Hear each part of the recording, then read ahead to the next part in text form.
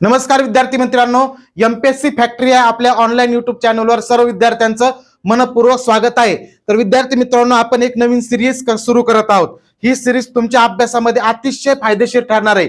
याच्यामध्ये आपण छोटे छोटे व्हिडिओ घेणार आहोत आणि त्या व्हिडिओच्या माध्यमातून एखादी करंटची संकल्पना आणि त्याच्या रिलेटेड जीएस ची जी संकल्पना आहे ती तिथे एक्सप्लेन केली जाणार आहे, जेणेकरून तुम्हाला बारीक बारीक गोष्टी त्याच्यातल्या माहिती व्हाव्यात। म्हणजे याच्यामध्ये तुमचा चालू घडामोडीचा अभ्यास होणार आहे आणि त्याच पद्धतीने जीएस चा सुद्धा अभ्यास होणार आहे। अशा पद्धतीने दररोज आपण एक दोन व्हिडिओ आपल्या एमपीएससी फॅक्टरी या युट्यूब चॅनलवर घेऊन येणार आहोत। 100% तुम्हाला त्याचा फायदा होणार आहे। आपण आज रामसर करार, त्याच्याबरोबर मॅट्रिक्स नोंदी काय असतात, जैवविविधता हॉटस्पॉट काय असतं, या सगळ्या संकल्पना आपण समजून घेणार आहेत आणि त्याचबरोबर करंट मधलं 101 व रामसर स्थळ याच्याबद्दल माहिती घेणार आहेत। म्हणजे तुमच्या पर्यावरणाच्या रिलेटेड, भूगोलाच्या रिलेटेड 4-5 कन्सेप्ट क्लिअर होणार आणि प्लस मध्ये चालू घडामोडीचे एक कन्सेप्ट क्लिअर होणार।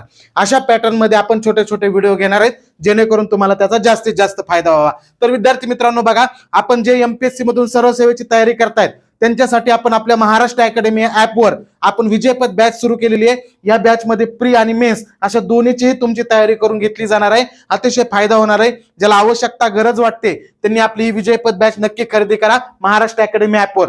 तसंच आता जी एमपीएससी गट क ची म्हणजे तलाठी लिपिकची परीक्षा आहे, याला वेळ कमी आहे आणि कमीत वेळेमध्ये जीएस जर तुम्हाला परफेक्ट करायचं असेल तर आपलं एमपीएससी गाईड हे पुस्तक संपूर्ण जीएस याच्यामध्ये कव्हर केलेलं आहे, पूर्वचं 100% आणि मेन्सचा सुद्धा बराचसा भाग याच्यामध्ये दिलेला आहे। 100% हा एमपीएससी गाईड आपल्या महाराष्ट्र पब्लिकेशनचं पुस्तक आहे। अतिशय परफेक्ट पुस्तक आहे, 2 दिवसात उपलब्ध होईल। दुकानात जा, चाळून बघा आणि आवडलं तर घ्या।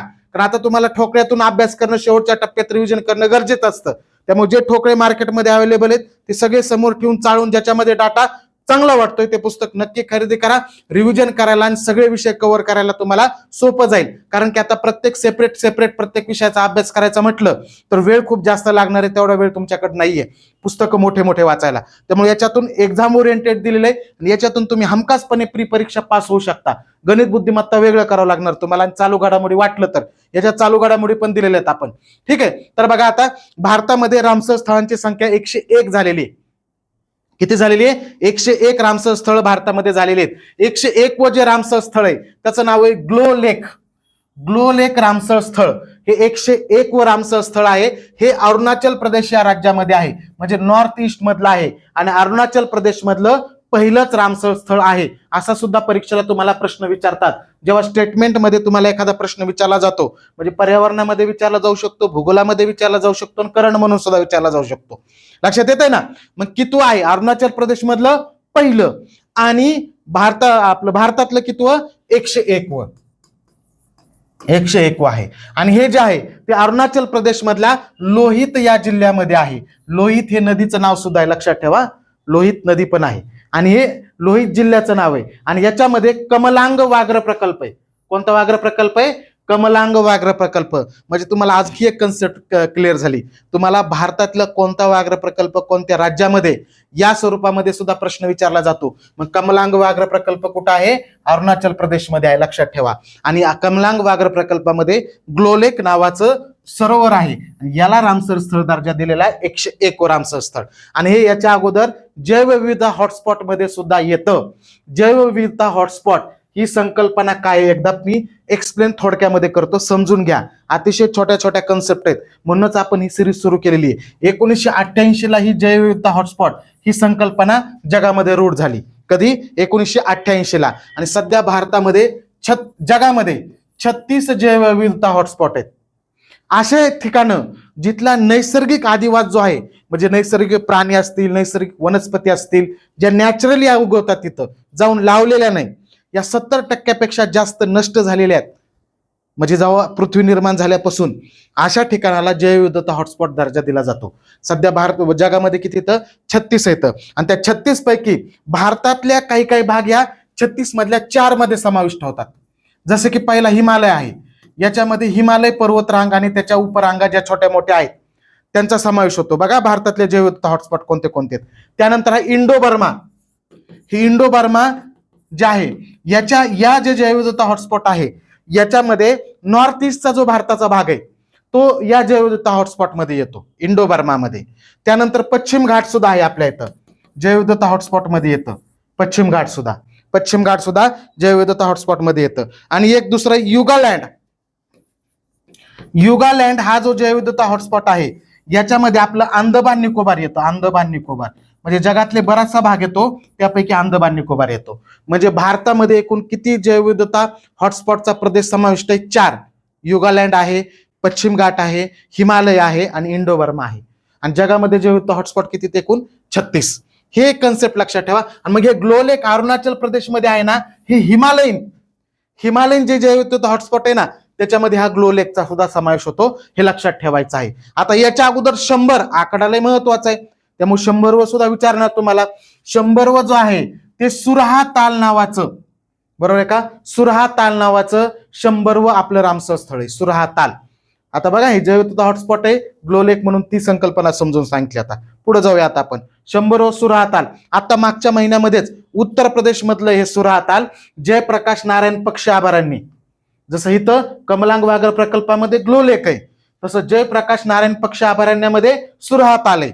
आणि याला 100व जागतिक वारसा स्थळ म्हणून भारतातला दर्जा दिलेला आहे. उत्तर प्रदेश मधल्या बालिया या ठिकाणचं आहे. आणि जसं अरुणाचल प्रदेश हे मधलं ग्लो लेक हे पहिलंच आहे, तसं सुरहा ताल जे 100व भारताचं रामसर स्थळ आहे ते उत्तर प्रदेश मधलं 4थं आहे.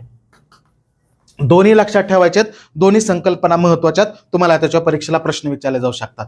पहिलं जर सांगायचं झालं तर भारतात पहिल्यांदा 2 रामसर स्थळांना भारतातले पहिले रामसर स्थळ होते. एक आहे चिल्का सरोवर, हे ओडिशामध्ये आहे, चिल्का सरोवर ओडिशामध्ये आहे. आणि केवलदेव राष्ट्रीय उद्यान हे राजस्थानमध्ये आहे.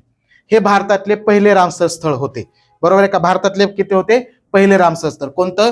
चिल्का सरोवर ओडिशा आणि केवलदेव राष्ट्रीय उद्यान राजस्थान मधलं. सगळ्यात लहान म्हणलं तर हिमाचल प्रदेशमध्ये रेणुका नावाचं आहे, हे भारतातलं सर्वात लहान रामसर स्थळ आहे. आणि सर्वात मोठं म्हणलं भारतातलं तर पश्चिम बंगालमध्ये आहे सुंदरबन, हे रामसर स्थळ भारतातलं सर्वात मोठे. ह्या दोन्ही संकल्पना सुद्धा लक्षात ठेवा. हा लक्षात, केवलदेव आणि चिल्का सरोवर पहिले आहेत. महाराष्ट्रामध्ये एकूण 3 रामसर स्थळ येतं. महाराष्ट्रामध्ये किती येतं? 3. महाराष्ट्रातलं पहिलं रामसर स्थळाचा दर्जा 2020 ला नांदूर मधमेश्वर अभयारण्य, ज्याला आपल्या महाराष्ट्राचं भरतपूर असं म्हणतात, भरतपूर अभयारण्य पक्षी अभयारण्य राजस्थानमध्ये, ते खूप फेमस आहे. आणि डॉक्टर सलीम अली जे पक्षी क्षेत्रामध्ये खूप त्यांचं मोठं योगदान आहे, सलीम अली यांनी नांदूर मधमेश्वर अभयारण्याला महाराष्ट्राचं भरतपूर असं संबोधलं होतं. महाराष्ट्राचं भरतपूर म्हणतात, नाशिक जिल्ह्यामध्ये आहे. कुठे? नाशिक जिल्ह्यामध्ये, लक्षात ठेवा. आणि गोदावरी आणि कादवा या 2 नद्याच्या संगमावर आहे नांदूर मधमेश्वर. गोदावरी आणि कादवा हे पहिलं होतं, लक्षात ठेवा. अलग लक्षात, नांदूर मधमेश्वर. दुसरं लोणार सरोवर. लोणार सरोवर हे उल्कापातामुळे तयार झालेलं भारतातलं एकमेव, आणि जगात 2च आहेत त्याच्यापैकी एक आहे. आणि खऱ्या पाण्याचं सरोवर आहे बुलढाणा जिल्ह्यामध्ये, बरोबर आहे का? हे दुसरं रामसर स्थळ आहे महाराष्ट्रातलं. नोव्हेंबर 2020 म्हणजे त्याच वर्षी त्याला दर्जा दिला होता. आणि तिसरं आहे ठाणे खाडी फ्लोमिंगो पक्षी अभयारण्य, हे शहरामध्ये असणारं पहिलं रामसर स्थळ आहे भारतातलं, शहरामध्ये असणारं. हे ठाण्यामध्ये आहे, ठाणे जिल्ह्यामध्ये येतं. आणि ठाणे आणि मुंबई सीमेवर आहे. आणि तिथं फ्लोमिंगो स्थलांतर पक्षी खूप येतात, त्याला सुद्धा रामसर स्थळ दर्जा मिळालेला 2022 ला. आणि असे 3 आहेत महाराष्ट्रामध्ये. आणि आणखी एक लक्षात ठेवा, ठाणे खाडी फ्लोमिंगो पक्षी अभयारण्य हे भारतातलं पहिलं AI अभयारण्य सुद्धा आहे, ते सुद्धा इथं लक्षात ठेवा. तसा प्रश्न विचारला जाऊ शकतो. आणि भारतामध्ये जर सगळ्यात जास्त म्हणलं तर तमिळनाडूमध्ये एकूण 20 रामसर स्थळ आहेत, हे पण लक्षात ठेवा. महाराष्ट्रात 3 जसे असतात, तमिळनाडूमध्ये किती? तर 20 आहेत. लक्षात. त्यानंतर बघा, रामसर कराराबद्दल जर सांगायचं झालं, रामसर करार झाला 2 फेब्रुवारी 1971 ला. इराणमध्ये कॅस्पियस समुद्राच्या किनारी रामसर नावाचं ठिकाण आहे. कॅस्पियस समुद्राच्या किनारी रामसर नावाचं ठिकाण आहे, त्या ठिकाणी करार झाला. लागू 1975 ला झाला, लागू 75 झाला. आणि झाला करार कधी? 2 फेब्रुवारी 1971 ला. म्हणून 2 फेब्रुवारी हा दिवस जागतिक पाणथळ दिवस म्हणून साजरा केला जातो. जागतिक पाणथळ दिन म्हणून 2 फेब्रुवारी त्या दिवशी हा रामसर करार झालेला होता. कशासाठी केला? ज्या पाणथळ स्थळ आहेत की ज्यांना आपल्या निसर्गाचे मूत्रपिंड म्हणून ओळखलं जातं, म्हणजे नेचर्स किडनी म्हणून ओळखलं जातं, कारण की ते फिल्ट्रेट करतात. पर्यावरणाच्या संवर्धनासाठी खूप महत्वाचे आहेत. अशा स्थळांचा संवर्धन झालं पाहिजे, त्याचं जागतिक सहकार्य मिळालं पाहिजे त्याला, म्हणजे सहकार्यातून, जगातल्या सगळ्याच्या सहकार्यातून असे ठिकाणी वाचले पाहिजेत.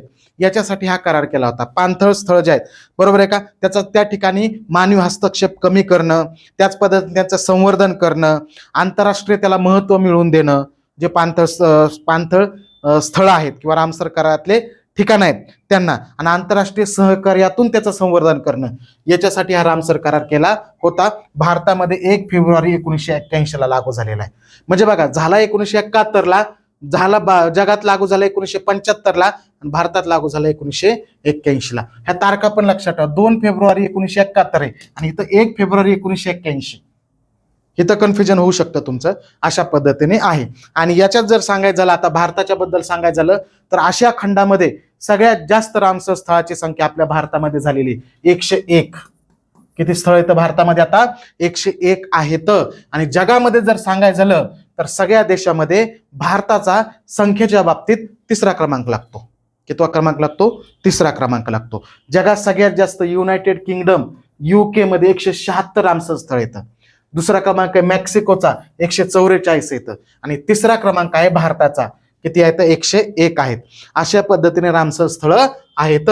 लक्षात. आणि जर हे सांगायचं झालं तुम्हाला की क्षेत्र म्हणजे एरिया, हे संख्येत झालं, नंबर्स मध्ये, एरियामध्ये सांगायचं झालं तर जगात सगळ्यात जास्त रामसर स्थळाच्या क्षेत्र असणारा जो देश आहे तो ब्राझील आहे. अगोदर बोलिव्हिया हा देश होता, आता बदल झालेला आहे, त्यामुळे लक्षात ठेवा ब्राझील हा देश आहे की ज्याचं सगळ्यात जास्त क्षेत्र हे रामसर स्थळाच्या यादीमध्ये समाविष्ट झालेलं आहे. संख्येत नाही, हा क्षेत्रामध्ये, एरियामध्ये. आणि संख्येत म्हणलं तर UK आहे. अलग लक्षात. अशा पद्धतीने. आणि जगाचा 0.5% भूभाग, एकूण भूभाग जेवढा आहे त्यापैकी 0.5% भूभाग रामसर स्थळाच्या यादीमध्ये येतो, असं पण लक्षात ठेवणं गरजेचं आहे. अशा पद्धतीने हे रामसर करार आहेत. याच्याबरोबरच अजून रामसर कराराअंतर्गत मॉन्ट्रिक्स नोंदी नावाची एक संकल्पना आहे. काय सांगतो तुम्हाला? मॉन्ट्रिक्स नोंदी ह्या रामसर कराराअंतर्गतच नोंदी येत आहे. मॉन्ट्रिक्स नोंदी कशाच्या अंतर्गत येतात? रामसर कराराअंतर्गतच आहेत. याच्यामध्ये काय केलं जातं?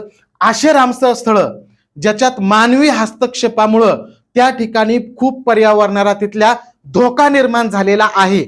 मानवी हस्तक्षेपामुळं असे रामसर स्थळ त्याच्यात मानवी हस्तक्षेपामुळे धोका निर्माण झालेला आहे, अशा रामसर स्थळाचा समावेश मॉन्ट्रिक्स नोंदीमध्ये केला जातो. लक्षात ठेवा. ह्या 1990 पासून या नोंदी घेतल्या जातात. 1990 पासून. लक्षात आलं. रामसर कराराअंतर्गतच असतात. आणि भारतातले 2 रामसर स्थळ हे मॉन्ट्रिक्स नोंदीमध्ये आहेत. एक आहे मणिपूर मधलं लोकटक सरोवर. मॉन्ट्रिक्स नोंदीमध्ये बघा, भारतातलं लोकटक सरोवर. लोकटक सरोवर कुठे रे? मणिपूरमध्ये. प्रश्न विचारतात तसा. आणि दुसरं म्हणजे केवलदेव राष्ट्रीय उद्यान, जे की भारतातलं पहिलं रामसर स्थळ सुद्धा आहे. केवलदेव चिडका. हे 2 जे आहेत हे मॉन्ट्रिक्स नोंदीमध्ये आहेत. म्हणजे त्याला पर्यावरणाचा जास्त धोका निर्माण झालेला आहे. याच्यामध्ये भारतातले 3 ठिकाणं होते. लोकटक सरोवर होतं, केवलदेव होतं आणि चिल्का सरोवर सुद्धा होतं ओडिसा मधलं. पण चिल्का सरोवर आता तिथं मानवी हस्तक्षेप खूप कमी झाल्यामुळं ते आता मॉन्ट्रिक्स नोंदीमधून काढून टाकलेले. हे 2च आहेत, लोकटक सरोवर आणि केवलदेव. अशा पद्धतीचे आहेत. अशा पद्धतीने रामसर करार असेल किंवा मॉन्ट्रिक्स नोंदी काय आहेत, जैवविविधता हॉटस्पॉट काय आहे, रामसर कराराबद्दल करंटचा अपडेट काय आहे, याच्याबद्दल डिटेल माहिती आपण या व्हिडिओमध्ये पाहिलेली आहे. अशा व्हिडिओची सिरीज चालूच ठेवायची असेल तर कमेंटमध्ये सांगा की असे व्हिडिओ घ्या, आम्हाला त्याचा फायदा होतोय. तसंच शेवटच्या टप्प्यात तलाठी लिपिकच्या तयारीसाठी तुम्हाला हे पुस्तक खूप महत्वाचं आहे. महाराष्ट्र पब्लिकेशनचं MPSC गाईड 2 दिवसामध्ये उपलब्ध होईल. आणि बॅच आहे आपली महाराष्ट्र अकॅडमी ॲपवर, विजयपथ बॅच. याचा सुद्धा सर्वांनी नक्की फायदा करून घ्या. आणि अशा प्रकारचे दररोज 2-2 व्हिडिओ टाकण्याचा माझा प्रयत्न आहे, पण तुमचा सपोर्ट त्याला मिळाला तर टाकू. त्यामुळे कमेंटमध्ये सांगा, व्हिडिओ लाईक करा, मित्रापर्यंत शेअर करा, जेणेकरून तुम्हाला असे इन्फॉर्मेटिव्ह व्हिडिओ तुमच्या अभ्यासाला मदत करतील. असे चांगले रॅपिडमध्ये एकदम टाइमपास न करता तुम्हाला आम्ही व्हिडिओ घेऊन येईन तुमच्यासाठी. तेवढं फक्त कमेंटमध्ये सांगा. ठीक आहे, चालेल. धन्यवाद.